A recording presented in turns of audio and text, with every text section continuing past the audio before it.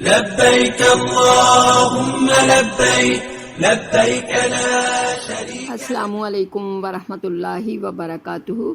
امید رکھتی ہوں کہ سب خیریت سے ہوں گے. لیکن آج کا جو ہمارا موضوع ہے کہ ہم اپنی حاجت کو کیسے، آج اور کل میں یہ عید کے چند دن ہیں تو جن میں دعا کبھی رد نہیں جائے گی. تو اس موضوع سے پہلے وہی میں آپ سے ریکویسٹ کرتی ہوں، لائک کیجئے، سبسکرائب کیجئے اور کمنٹس چھوڑیے اور آگے شیئر کیجئے، کیونکہ یہ صدقہ جاریہ ہے آپ کے لیے بھی اور ہمارے لیے بھی.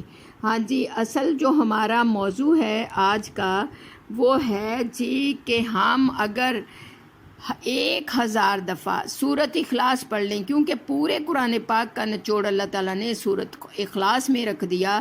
اس کو پڑھنے کے بعد ہم دعا کریں گے تو ہماری دعا رد نہیں جائے گی.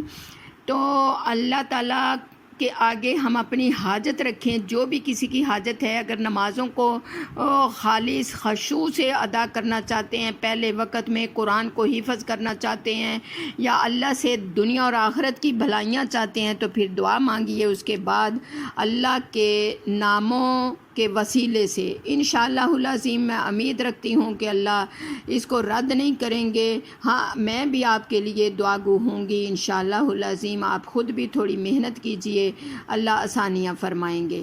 وآخر الدعوانا ان الحمد للہ رب العالمین.